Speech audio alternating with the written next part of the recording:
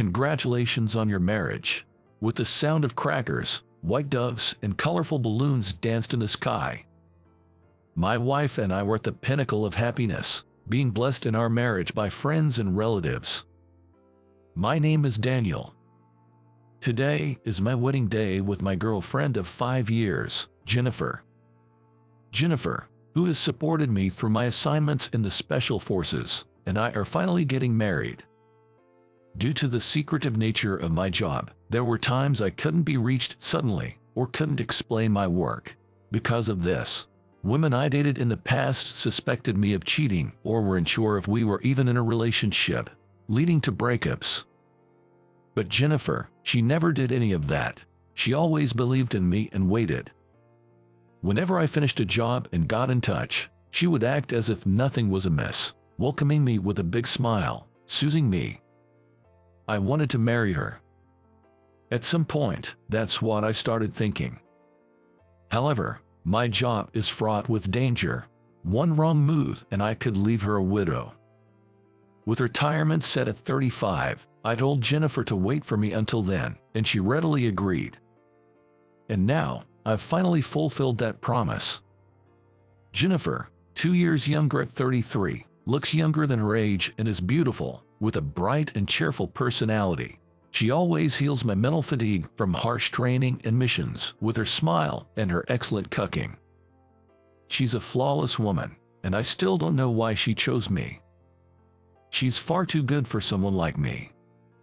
At our wedding, both of our parents and friends attended, making it a modest but beautiful ceremony. After the wedding, we headed to the airport for our honeymoon. The airport was bustling with lots of foreign tourists and Americans. We wove through the crowd, hand in hand, heading to our flight's terminal. After completing the check-in process early, we dropped off our luggage, passed through the security checkpoint, and made our way to the boarding gate. This was my first private trip abroad, and Jennifer, on her first ever international trip, was excitedly chatting with me. "I can speak Thai. Is that going to be okay? How many souvenirs should I buy? I've heard that the locals at the tourist spots can communicate in English, as there are many American tourists. Since we're going abroad, let's fully enjoy the local experience and worry about souvenirs on the last day." "Right. I've made a list of places I want to visit. Let's look at it together on the plane and plan our schedule." Saying that, she showed me the travel guidebook for our destination. The guidebook was marked with sticky notes, showing how much Jennifer was looking forward to the trip. "Once we land, let's rent a car and head to the hotel. Depending on how we feel after check-in, we'll either go out or rest." "Yes, we're there for a week, so let's take it easy." We continued talking while waiting in the lounge for our flight's departure time. Soon, boarding began, and we made our way to our seats. Our first time in business class was a comfortable experience, and we excitedly acted like children. When a flight attendant noticed and chuckled, we felt a bit embarrassed, but then she approached us. "We heard it's your honeymoon. While it's a modest gesture, we have a cake for you. Please let us know when you'd like to have it." Well, I didn't know they had services like this. Me neither. Let's enjoy it once the plane has taken off and we've settled in. As we were talking, it was time for takeoff. The plane took off on schedule, ascending swiftly into the sky. The comfort was incomparable to the military aircraft I was used to, and I was genuinely impressed. Jennifer, enduring the force of takeoff, gritted her teeth, and once we were in the sky, she let out a deep sigh of relief. Phew, that was surprising. It's the first time I've ever felt such gravity. Jennifer said, her eyes wide with amazement. Her occasional amusing comments always made me laugh, and that was one of the many reasons I found her endearing. After a while, she got excited about having the cake, so I called the flight attendant to bring it. Soon, a small whole cake was brought to us. Other passengers looked on with interest at the cake held by the flight attendant. When the attendant stopped in front of us, she placed the cake on the table, saying, "Congratulations on your marriage." Then, applause erupted from the surrounding passengers, and we bashfully thanked those who clapped for us. Jennifer handed her cell phone to the cabin attendant, asking to take a commemorative photo. After the photo was taken, the two of us shared and enjoyed the cake together. After finishing the cake, Jennifer seemed content and began to doze off, so I reclined her seat and covered her with a blanket to rest. I wasn't sleepy, so I watched a movie for a while, but before I knew it, the film had reached its ending. Perhaps due to the exhaustion from the wedding, I had fallen asleep. During my time in the Special Forces, sleeping on a plane was unthinkable, always in a state of high alert, so I felt a sense of guilt relaxing and sleeping to the sway of the aircraft. As I watched the movie's ending, I drifted off to sleep again, and when I woke up, we were nearing our destination. Jennifer was already awake, enjoying the view outside. After finishing our in-flight meal, the plane began its descent and landed safely at our destination. Jennifer, eager to get outside, fidgeted while waiting for the cabin attendant's instructions. Stepping off the plane and onto the boarding bridge, the unique warmth of a tropical island greeted us. Outside, lush tropical vegetation was visible, which seemed to raise Jennifer's spirits even more. Once we collected our baggage, we rented a car and headed to the hotel. "You're really fluent in Thai. That was so cool," Jennifer said excitedly. "Yeah, it's the first time that the language skills I was required to learn for work actually came in handy personally." As I said this, we drove along the coastline, enjoying the view of the clear blue sky and the beautiful sea. However, just before reaching the hotel, we found ourselves in trouble. The minivan in front of us suddenly stopped. In a panic, I slammed on the brakes to avoid a collision, and then 5 men burst out of the car in front of us. They were wearing masks, and one of them was a particularly large man. They surrounded our car clumsily and shouted, "Both of you, get out of the car," in an intimidating manner. Jennifer, clutching her head and crouching under the dashboard with a pale face, turned to me. "What are they saying?" As I opened the door to step out, I calmly responded, "They're telling us to get out of the car. I'll go first. Lock the door behind me." I got out with my hands raised, showing I wasn't resisting, and one of them came close to check if I was carrying anything, then put me in a headlock. Jennifer, peeking outside, settled into the passenger seat when a burly man, who seemed to be the leader, spotted her and spoke up. "Hand over that beauty." Another man tried to open the passenger door, but it was locked. He banged on the window, yelling at Jennifer to open the door. Frightened, Jennifer screamed and crouched down in the car. "Jennifer, just stay calm. Open the door and step outside. It's okay, I'm right here with you." Gently speaking to calm Jennifer down, she nodded and followed my instructions. Jennifer, trembling, opened the door, and the man grabbed her arm, pulling her out. "Don't touch her." Upon hearing my shout, the leader said, "Put the woman in the car." He then issued the command. As I calmly waited for the right moment to strike back, 2 men got into the car with Jennifer to take her away. The others were watching this, creating a brief moment of opportunity. I was being held, but I forcefully broke free, knocked down one man, and ran towards the leader. The large leader braced himself as I approached, but by then, I was already in close range. I grabbed his arm, used the martial arts I learned in the Special Forces to throw him down, and twisted his wrist to prevent him from struggling. The leader groaned as he lay on the road, so I turned towards the minivan to rescue Jennifer. As I approached the men, they stepped out of the car without resistance and handed Jennifer over. She stood behind me, hiding from the men. "Could you take the keys out of the minivan?" When I asked Jennifer, she nodded, retrieved the keys, and handed them to me. I pocketed them and then called the police. The police said they would arrive in 10 minutes, and as we waited, the leader spoke to me. "Are you American? You're incredibly strong. Were you in the military?" "I was in a special unit of the police force. You guys just had bad luck," I replied. "Indeed. Of all people, we had to attack someone from the special forces. That's fate. Curious about our conversation, Jennifer asked, "Hey, can you translate? What are you talking about?" I just told them that they had bad luck attacking a police officer like me. Definitely bad luck, and you're really strong, defeating such a big guy so quickly. Jennifer seemed to have gotten used to the situation and spoke calmly. The men, except for the leader, looked restless as if they wanted to flee, but they resigned themselves to sitting as the leader made no move to stand up. "Can you let these guys go? They were just following my orders," he pleaded. "I doubt they'll stop if they get away." "That won't happen. They were scared and cooperated unwillingly. They all have wives and kids. If they are caught by the police, they'll be divorced and won't be able to see their children." The leader says that, but what do you think? When I asked the other men, they exchanged glances and said, "If the leader doesn't run, neither will we," and sat down on the road. "What are you talking about? Just run away."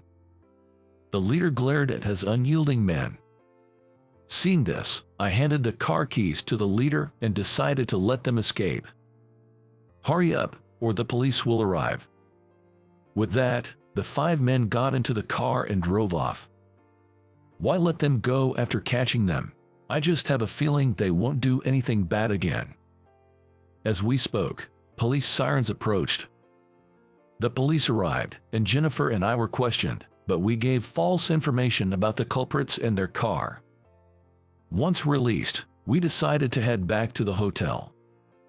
Jennifer, seemingly exhausted from the tension, fell asleep on the way. Upon arriving and checking into our room, Jennifer was amazed by its size and the beautiful view. "What a spacious room. Look, the sea is so beautiful. Hotels abroad are usually like this, but I've never stayed in one with such a beautiful view before." As I said this, I walked towards the balcony and discovered there was even a private pool. "Jennifer, come here. There's a pool." As I pointed to the pool on the balcony, Jennifer quickly came over. Seeing the pool, she exclaimed, "Oh, isn't that nice? Maybe a swim will help me wake up." She pulled a swimsuit out of her suitcase and began changing right there. Finding it hard to know where to look, I gazed at the scenery outside while suggesting, "Let's go out for dinner later." After changing into her swimsuit, Jennifer responded, "Okay." She passed by me and dove into the pool. With some time before dinner, I decided to relax and lay down on the bed, eventually falling asleep. When I woke up, Jennifer, now changed back into her regular clothes, was asleep beside me, breathing softly. I tried to get up without waking her, but I accidentally stirred her awake. "Is it time for dinner? Jer, let's get ready." As I said that, lying down, Jennifer asked, "Daniel, were you in the SWAT team?" I can go into details, but I was in a special forces unit. I fought against bad guys and rescued hostages when they were taken. "I see. I'm glad you were there to save me. But why did you want to join the special forces? I never really told you about my childhood, did I? Let's talk while we walk to the restaurant." Saying that, I gently took Jennifer's hand as she lay there, helped her up, and we left the room. Originally, I wanted to become a police officer. I decided to share my past with Jennifer. I was born frail, so my parents, concerned about my health, had me try various activities. Swimming, baseball, basketball, wrestling. But the activity I stuck with was karate. It all started when my father suggested we go see the police cars at the local station, where a retired SWAT officer was teaching karate. Visiting the station, I was awed by the uniforms and bulletproof vests of the officers, which sparked my aspiration to become a police officer. I attended karate more to see the police cars and uniformed officers than to practice karate itself. Lacking physical strength, I couldn't compete with my teammates the same age and usually practiced with younger girls, which led to being teased from the boys my age. When I was thrown around by younger girls, resulting in laughter from my teammates, I was filled with frustration and often found myself in tears. Despite this, I never considered quitting karate. Seeing me in that state, my instructor, William, always encouraged me because of that. William, not only strong in karate, but also kind-hearted, quickly became my role model. I began to desire to become more like him, to get closer to his level. I started practicing karate in the living room, facing my father. Although my father had no experience in karate, he willingly took on the role of being thrown by me. When a loud noise came from the living room, my mom would scream and come running. "What's that noise? What happened to Dad? Daniel is strong at karate. He threw me." Seeing my father thrown, my mother would laugh and praise me. "Dan, you become so strong. When you grow up, I hope you become a kind police officer who helps people in trouble." I remember my parents always praised me. My father, inexperienced in karate and unfamiliar with how to fall safely, naturally ended up getting injured. However, he never let me see that side of him. It seemed that after I fell asleep, my mother would apply patches all over his body, and I would realize it the next day from the smell of the patches. Perhaps thinking he couldn't keep up, my father also started attending the karate classes at the police station to learn how to fall properly. That's where my father and William became good friends, and our families started to interact more. When William visited our house with his family, he would talk about his SWAT team experiences. He showed us albums and explained the various missions he had accomplished. Some of them were even broadcasted on live news programs, which surprised my parents. Seeing William in his SWAT team gear in the photos made him look even cooler than when he was in his police uniform, and I began to take an interest in joining the SWAT team. How can I join the SWAT team? Well, first you become a police officer, and then you volunteer for the SWAT team. They require you to have exceptional skills in martial arts, shooting, and arrest techniques, among others. And above all, physical strength is crucial. The training for the SWAT team is extremely rigorous. Without the necessary physical fitness, you just can't keep up with the training and become part of the team. Can I make it into SWAT?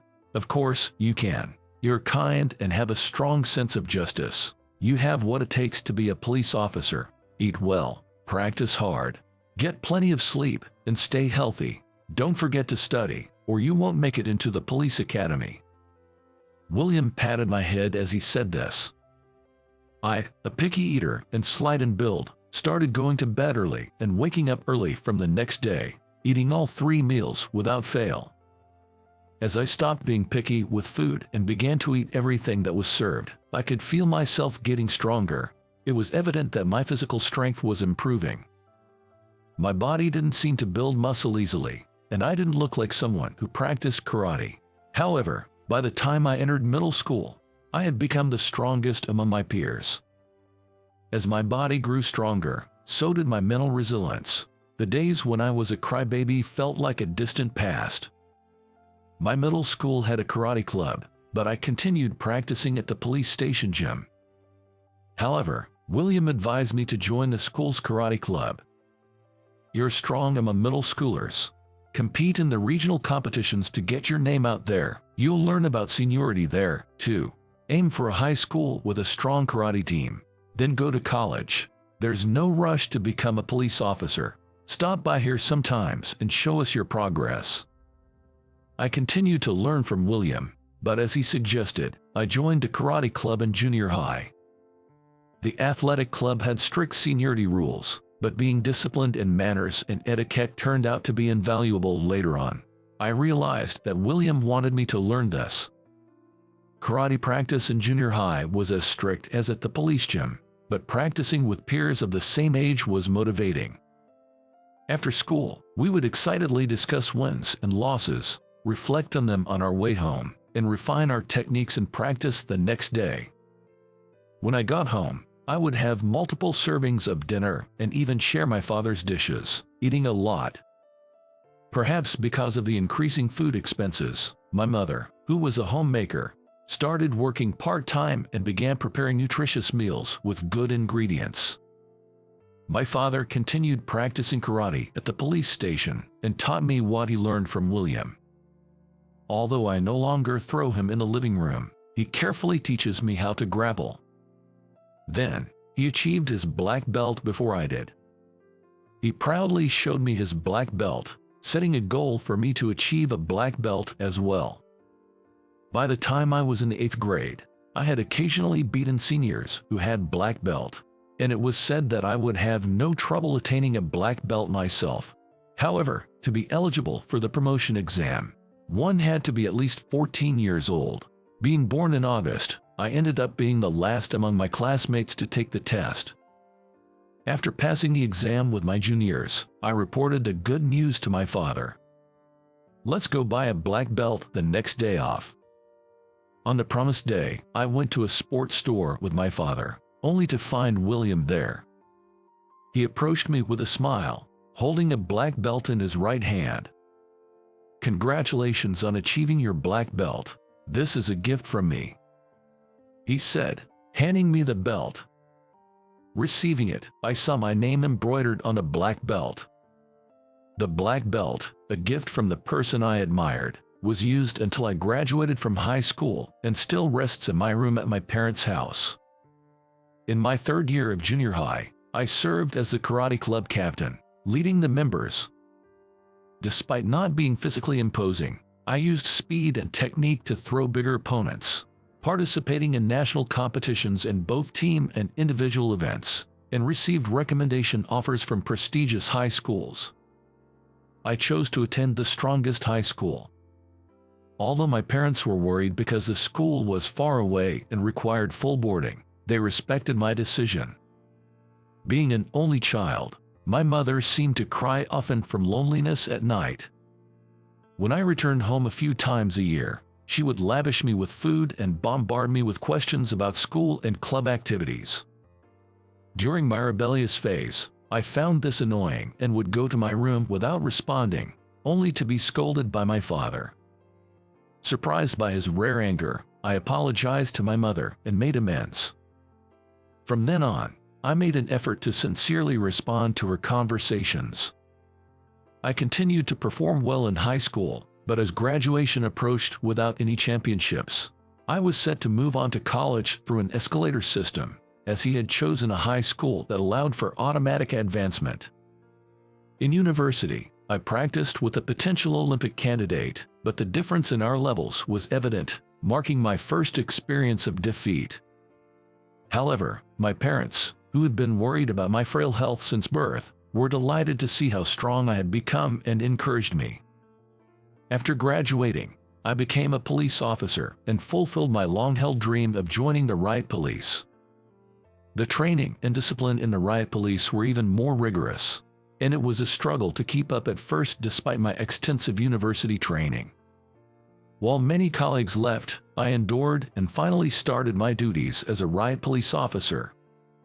Recognized for my performance, I was invited to join a Special Forces unit and underwent the demanding Special Forces selection and training. After about 2 weeks of rigorous training, I was selected for further training as a new team member. The training lasted about a month, leading up to the final selection for official induction. During the toughest training I had ever experienced, I called William when I felt like giving up. "I'm struggling with the new team member training." William laughed and said, "That's expected. It reflects the responsibility of handling serious criminal incidents. I went through it too but couldn't make it through the selection. You have already surpassed me. Come and see me once you're in the Special Forces." Having thought I was nowhere near as good as William, it was encouraging to feel I had gotten a bit closer. This motivated me to showcase my inherent perseverance, and eventually, I managed to enlist. After successfully joining the Special Forces, I used my leave to go back home and visit William, who was at the police station. William at the police station seemed to have aged quite a bit, and he looked smaller to me. "Let's practice for old time's sake," he suggested, and we went to the gym for a match, but William didn't have the same strength as before. No, maybe I had just become stronger. William recognized my strength and seemed pleased. "Indeed, there's a reason you made it into the Special Forces. You've really dedicated yourself." I never thought you'd actually achieve your dream. It's a dangerous job, but you've fulfilled your dream. Do your best for the country." I exchanged a firm handshake with William and then returned to my parents' house. At home, I was barraged with questions by my mother as usual, but I didn't want to worry her, so I didn't share the details of my job. Since joining the Special Forces, I had been tasked with protecting dignitaries from foreign countries and working on crime prevention missions, which led me to become fluent in Thai. I've even been assigned to guard foreign prime ministers.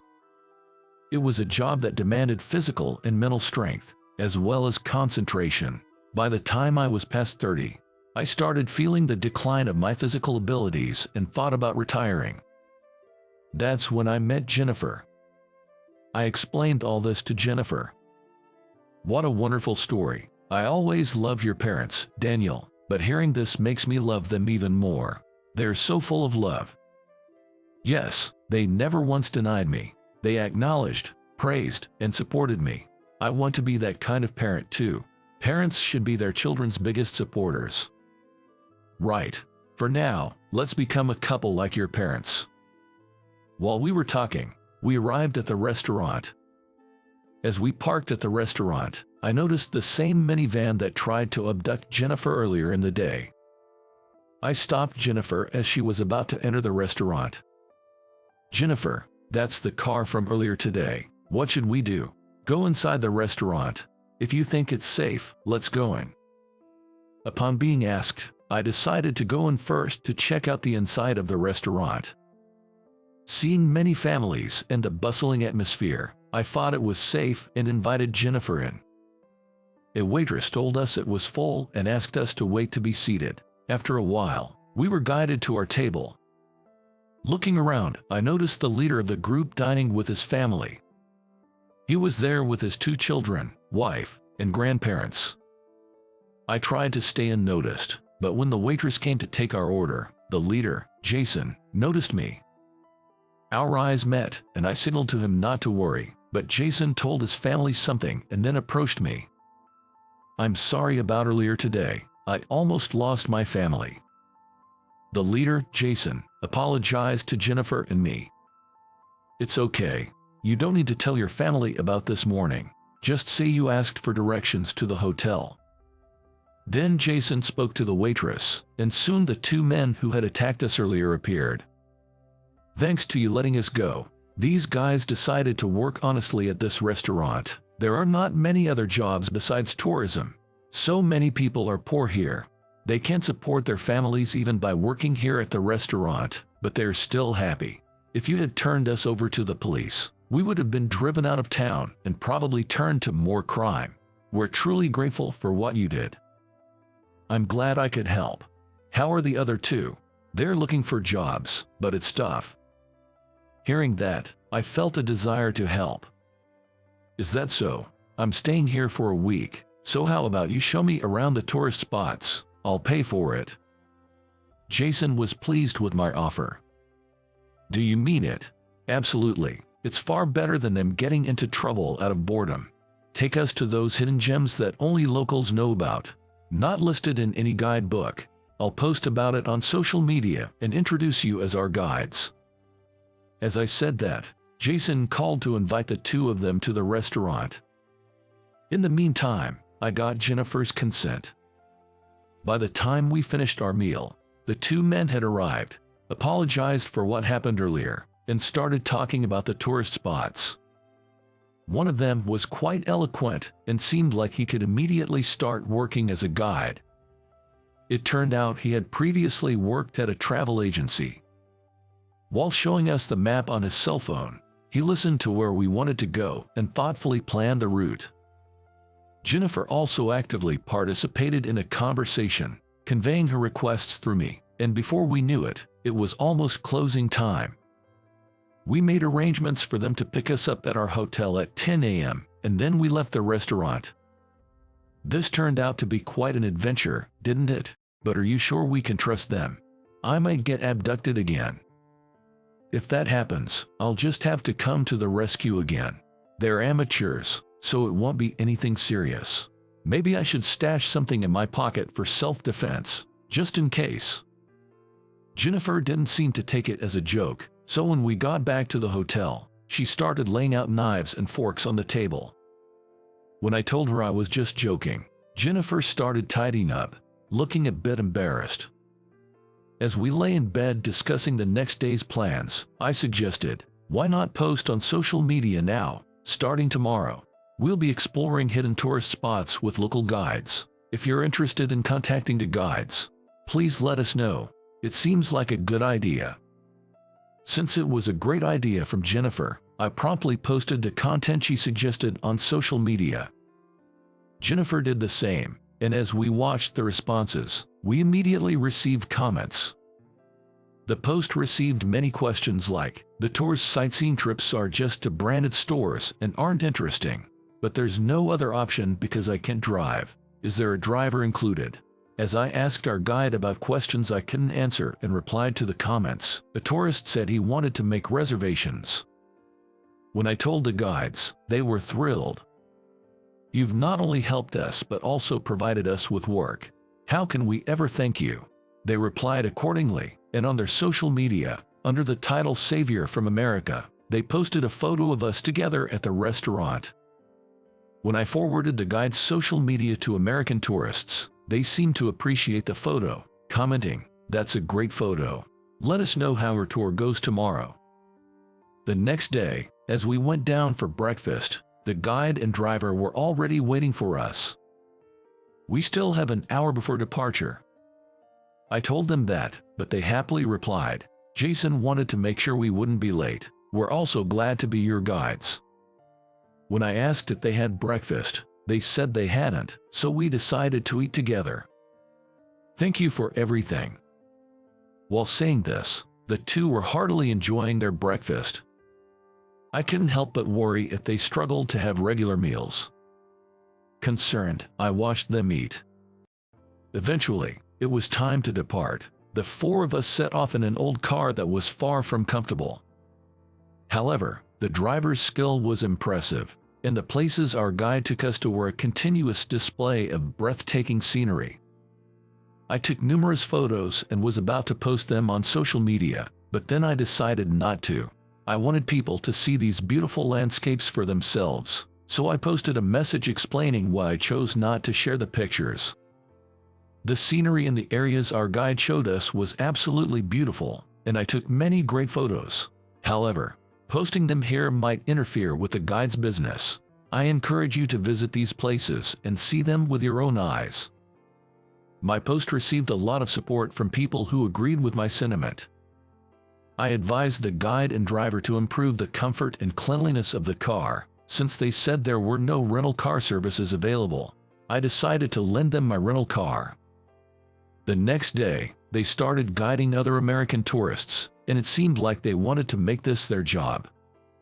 The American tourists who requested their services didn't post photos on social media, instead encouraged others to take tours with these guides.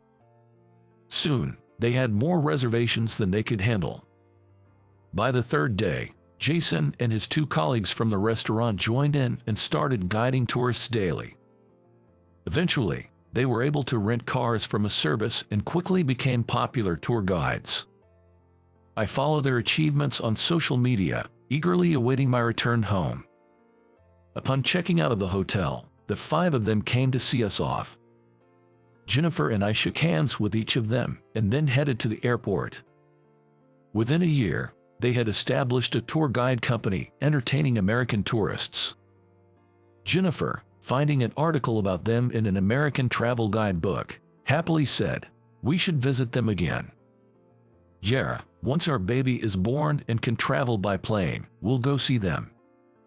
Saying that, I gently stroked Jennifer's belly. Looking back, my life has been quite a challenging journey. I've faced a lot of ridicule from people, which has been frustrating at times. But maybe those experiences fueled my determination to strive harder. My name is Ethan, and I'm a 32-year-old man. Currently, I live alone, having moved out of my parents' house. My family runs a farm, and my classmates often mock me for that. One classmate in particular, Ashley, a wealthy and beautiful girl, was especially mean to me. Ashley, a middle school classmate, would flaunt expensive brand name items that no typical middle schooler could afford. Our school had a rule against bringing expensive items, but she ignored it and would bring things like a Louis Vuitton wallet, wear a Burberry scarf, or carry a Dior pouch. She loved showing them off to everyone in the class. I found her quite annoying, but I never confronted her about it. However, one day when I wore a hand-knitted scarf to school, Ashley made a point of ridiculing it. "Ew, what's with that tacky scarf? Is it hand-knitted?" "Yes, it is. What's wrong with that? Is it really that bad?" "Yeah, it's super tacky. Did your mom knit it or something?" "Yes, my mom made it for me." "Oh my gosh, that's hilarious. So poor that you can't even buy stuff. She must have unraveled an old sweater to make it, right? Typical of poor people." "Well, actually, wearing such trash and not feeling ashamed, well, it suits a poor person like you." After saying these hurtful things, Ashley burst into laughter. I was very displeased but decided to ignore her and move on. This scarf was indeed made by my mom, who bought new yarn to knit it, not unraveling an old sweater. But I knew any explanation would sound like an excuse to her, someone with a brand supremacy mindset. Ashley seemed only interested in brand names, disregarding everything else. Once, she nonchalantly threw away a barely used eraser, saying, "I don't need this anymore." She clearly didn't value things. Coming from a less affluent family, I couldn't easily ask my parents for new stationery. So, when Ashley discarded her eraser, I considered picking it up, but my classmates noticed and ridiculed me for it. The next day, they started calling me a thief and a beggar. "Ew, it's so creepy that you're picking up stuff I threw away. It's unbelievable that you can't afford something as cheap as an eraser. This is why I hate poor people. But it's still usable, and it seems wasteful not to pick it up. But I threw it away, so it's mine, right? Don't steal things, you thief." This is the epitome of being a thief. I thought once thrown away, it wasn't her property anymore, but since I took it from the trash, I couldn't argue back. Being called a pervert and creepy was harsh, but I realized it might be intimidating for a girl to see a boy rummaging through her discarded items. After that, I refrained from looking for usable items Ashley might have thrown away. I didn't want to do this, but we had limited means and few alternatives. My parents worked hard, but no matter how much they worked, we never became wealthy. We're a fruit farming family, and our income is subject to the whims of the weather. If a storm hits before the harvest, it can ruin all the crops. My family, consisting solely of my parents running a farm, worked tirelessly but barely made enough to get by day to day. So, our meals were always simple.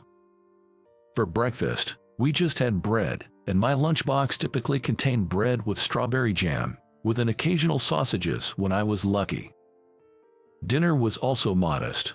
Having macaroni cheese with bacon was considered a luxury.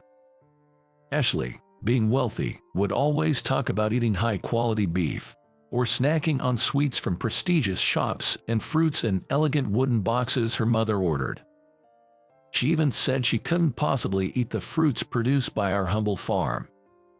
It was one thing for her to mock me, but insulting the fruits my parents worked so hard to grow really made my blood boil. With these feelings, I graduated from middle school. After middle school, I decided to work in agriculture with my parents. We had limited funds and couldn't afford to send me to high school. I thought it would be better to take over the family farm rather than burden my parents with the expense of further education. Right when I was in my third year of middle school, my father got injured and had difficulty walking. So, I had to take the lead in farming. My father taught me all about farming, leaning on his cane. Every day, I worked hard, getting covered in mud, dedicated to the farm. No matter how cold or hot it was, I never missed a day of farm work. Even when I had a fever, I would endure and work, not wanting to put all the burden on my mom. Thinking about everyone else enjoying their high school life made me want to cry at times. But I made a vow to work for the sake of our farm, setting aside my sadness and immersing myself in the work. Time flew, and before I knew it, I was in my 30s. One day, I came home from work and found an invitation to a class reunion in the mailbox. I wasn't keen on going, but then I remembered a girl from my class who I was interested in. Her name was Lisa. Hoping she was still single and thinking about talking to her, I decided to attend. I wasn't eager to see Ashley, but for the chance to meet Lisa, I got ready. Then, I headed to the 5-star hotel where the reunion was being held. Our hometown is in a rural area, but it does have a 5-star hotel. When I arrived at the grand banquet hall, a woman who stood out caught my eye. "Ah, that's Ashley." I recognized her instantly.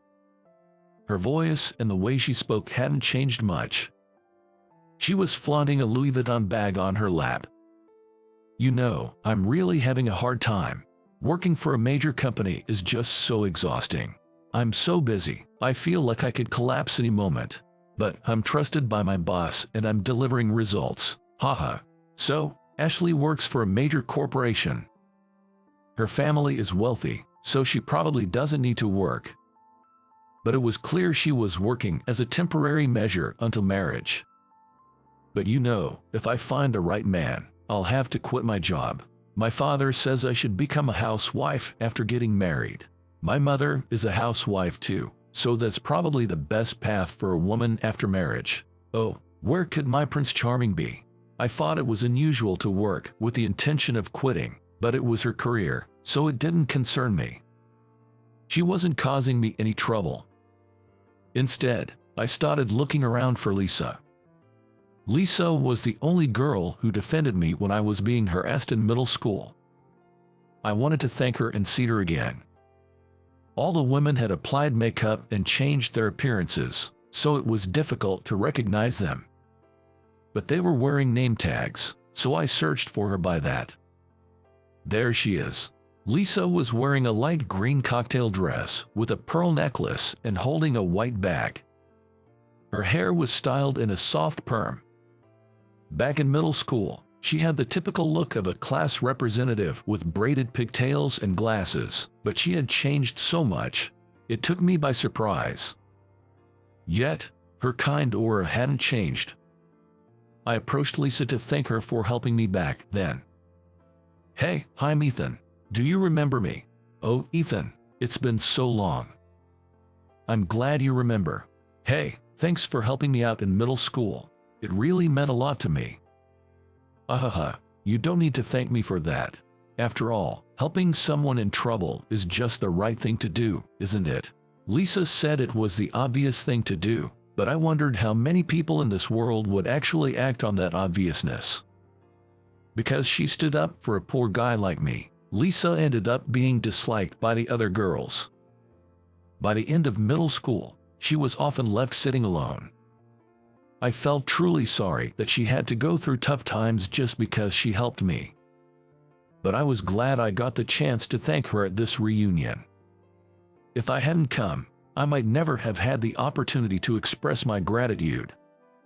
After all, I didn't know Lisa's contact information and had no idea what she had been up to since then. While I was having a pleasant chat with Lisa, Ashley approached us, her high heels clicking on the floor. She stood in front of me, smiling slyly. "Oh, Ethan, what are you doing here? I came for the reunion." A reunion? There's no place for a poor person like you here.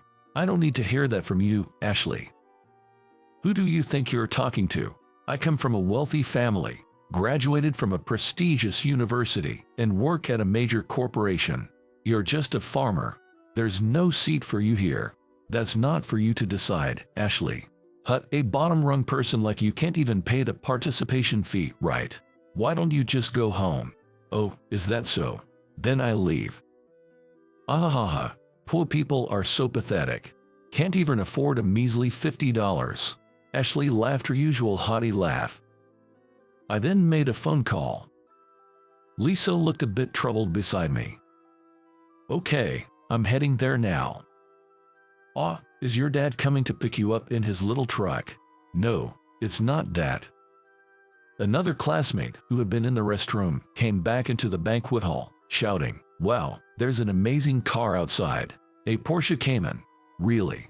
Maybe my father has come to pick me up." But he didn't say anything about buying a Cayman. Ashley seemed to think it was her father who had arrived. She was puzzled as her father hadn't mentioned buying a Cayman. Maybe it's a surprise for me. That would be nice. My birthday is coming up soon. Ashley headed towards the entrance. I, and then everyone else, followed her to the entrance. "President Jordan, I've come to pick you up." "Thanks, Keith." "What? The president?" "Yeah, I'm a president, and this Cayman is mine. Keith here is my personal driver." "Nice to meet you. I'm Keith, President Jordan's driver." "What? You were just a pool dropout. How can you afford such a luxury car? You must have stolen it or something. Your claim of being a president must be a lie." "No, I bought this car outright, and I'm not lying about being a president. I started my own company." "You started a company?" "Yeah, I struggled a lot after taking over the family farm. It felt like cultivating barren land. I wasn't making any money and was in a tough spot. But I worked hard to get out of that situation and decided to advance agriculture using high-tech equipment. The latest machines are amazing.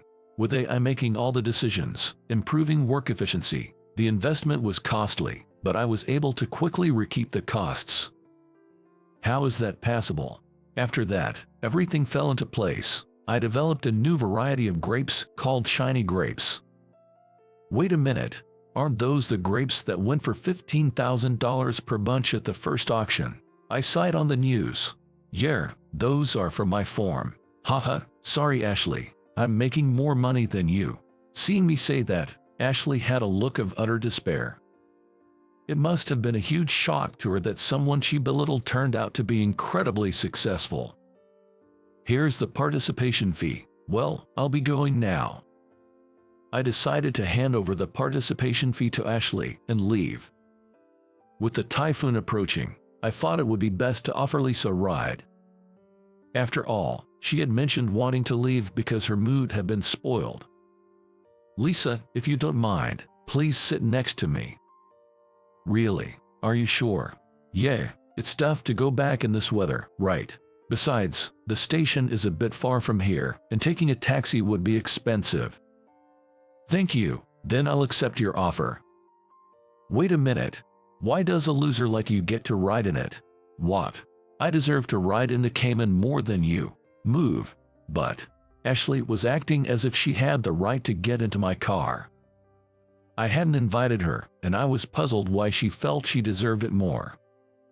Sure, I picked up erasers she threw away in middle school, so I was called shameless.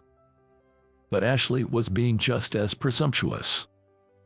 If she wanted to ride in a Cayman so badly, she could buy one herself or have her father buy it for her. "Keith, let's go." "Right away, sir." "Then, goodbye." "What? You don't have to come back, you know. I wouldn't even if you didn't say it." Keith, my driver, drove us away from a luxury hotel. I planned to drop Lisa off at her home first. It was pouring outside, and she had lost her umbrella, so she was in trouble. "Sorry, I'm so clumsy that I lost it." "Don't worry, everyone loses things sometimes." "Still, Ethan, you've worked hard. Becoming a president, I had no idea. I've been busy since then, didn't get to meet many people, a lot happened." "A lot, huh?" "Yeah, it was really tough until the agriculture business succeeded. My father passed away, you know. I was covered in mud every day, trying to figure things out." "I see, you had a hard time." "My father passed away when I was 17. As I mentioned before, my father was disabled due to an injury. One day, while he was out alone with his cane, he was involved in a traffic accident. A truck, mistaking the accelerator for the brake, plowed straight towards him. He couldn't escape because of his bad leg. Even with healthy legs, anyone would freeze seeing a speeding truck. I wondered how scared my father must have been. He was already gone before he was taken to the hospital, so thankfully he didn't suffer long. He might not have even realized what happened, passing away so suddenly. That's probably why strange things happened in our house. Lights in my father's room turned on by themselves, and his tools were found in different places. I thought maybe he still believed he was alive or had unfinished business. So, I worked hard, hoping he would find peace. When the business reached an annual turnover of $1.5 billion, my father's presence faded away. He must have been worried about me and the farm even after his death. When I shared this story with Lisa, she cried. Seeing her cry for me and my father made me realize what a kind person she is. She took a handkerchief from her bag and dabbed her eyes. Her eyes, slightly smudged from the eyeshadow, hadn't changed much since middle school. She had LASIK surgery but had always been nearsighted, wearing thick glasses. But her round, cute eyes, glimpsed briefly, had always been adorable to me. Could you turn right here, please? Yes, turning right here. Sorry for the trouble of driving me. No worries, you're a friend of President Jordan, right, President Jordan? Yeah, don't worry about it, my house is in this direction too. Oh, I see, but still, thank you. As we were saying goodbye, Lisa mentioned she wanted to exchange contact information with me. I was a bit surprised, but we exchanged our QR codes. Thinking about Lisa as I rode in the car, my driver Keith said something to me. President Jordan, it seems like you have feelings for that lady, don't you? Hey, Keith, what are you talking about? Well, your voice was very gentle when you spoke with her. It sounded like you might like her. Well, if you don't confess now, you might regret it later. I couldn't tell my wife I loved her. Yeah, I guess you're right. Keith, my driver, is a year younger than me. But he had already lost his wife at his age. It was fortunate that they didn't have children, but his wife passed away from cancer. This was before Keith became my driver. After his wife's illness and passing, he became like an empty shell.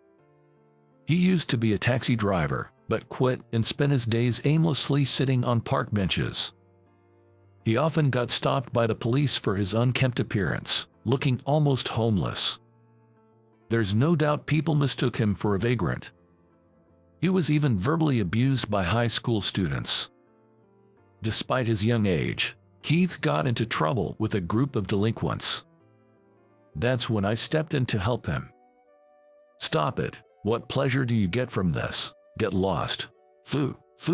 Are you okay? Are you hurt? No, I'm not injured. That's good, but be careful around here. It's a hangout spot for delinquents. Yes, I will. I had lost something that day. It was my business card holder. Keith picked it up and brought it to my farm. It's not a small farm like before, but a huge one. We have a winery and a souvenir shop. There are people working in offices in a small building on the premises. Keith brought me a box of sweets along with the business card holder, as a way to say thank you. I'll never forget what you did for me. Thank you so much. It's nothing, really.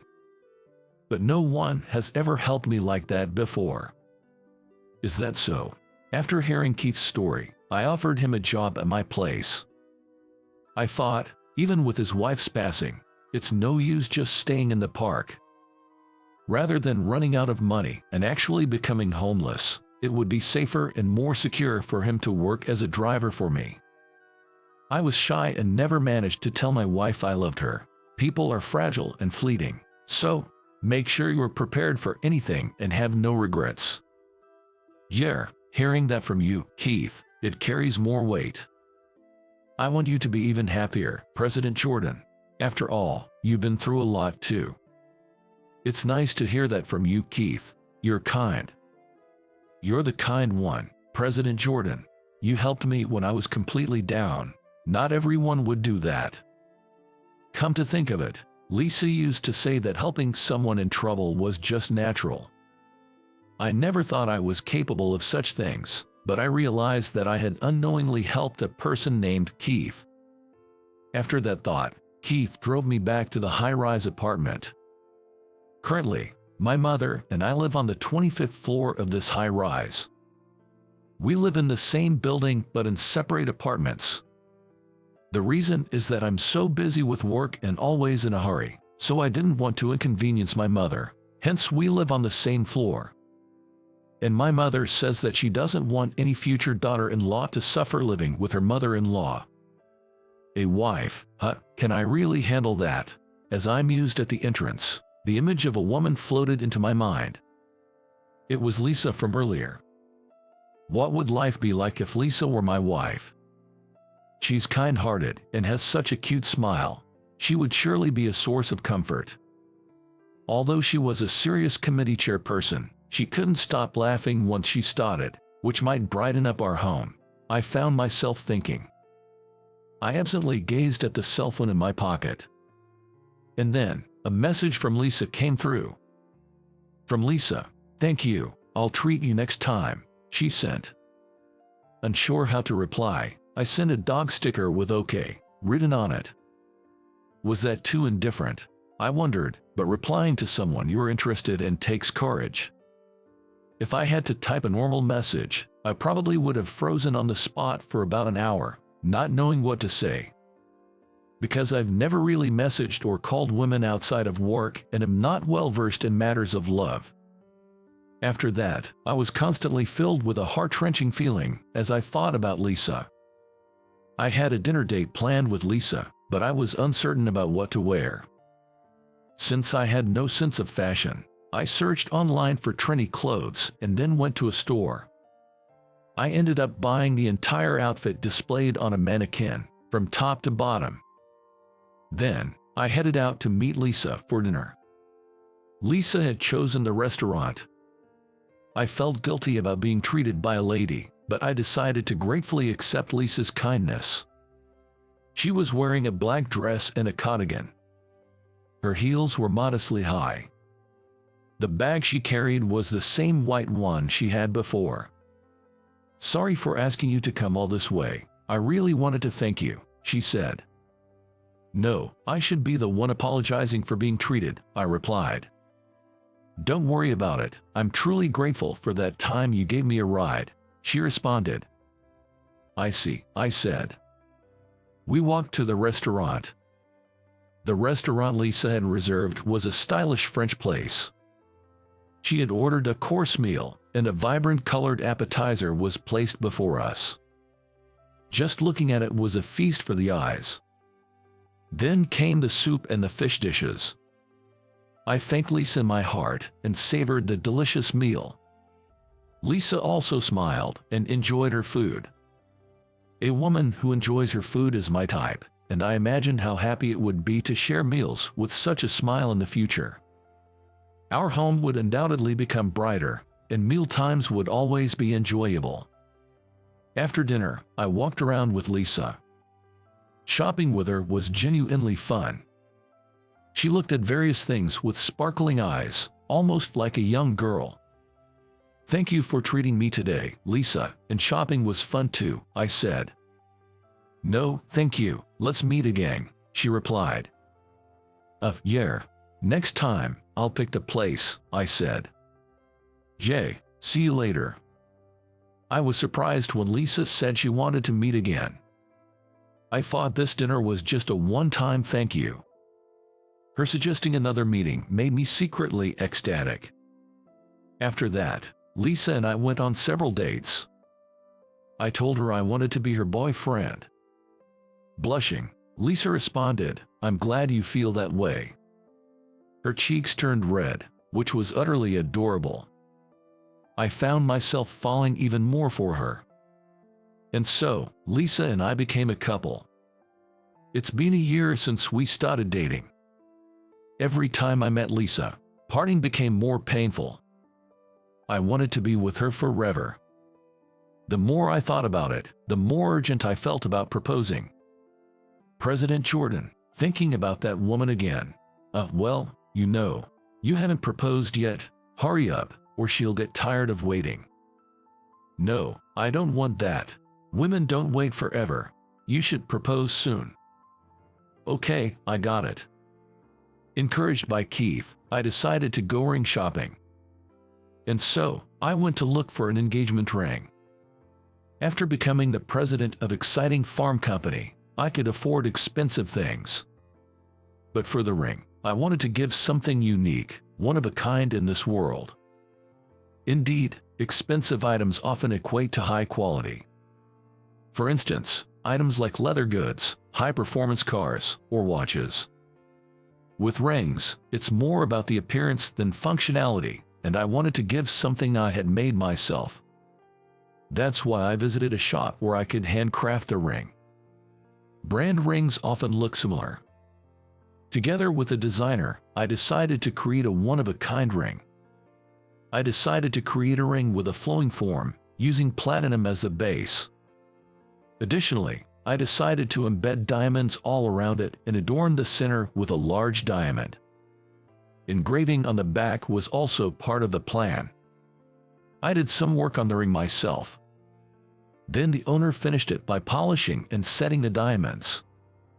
When I went to collect the finished ring, I was glad I had it made. Even though I didn't make it all by myself, seeing the unique and beautiful ring that isn't sold in stores, I felt good about having made it. I invited Lisa for a date to give it to her. Her birthday was near, so I booked a fancy Italian restaurant. As Lisa sipped champagne, I cautiously took out the box. Lisa, there's something I really want to give you. What is it? This. Will you accept it? It's my feelings for you. An engagement ring. Yeah, I made it, well, not entirely by myself. You made it? I wondered if she would have preferred a brand, but Lisa gently held the ring, tears in her eyes. So, this is the only one in the world, right? You made it for me, right? Yes, I wanted to give you a unique ring, because you are the only Lisa in the world. I'm so happy to hear that. Thank you. This design is really beautiful. I'm thrilled to receive such a gift.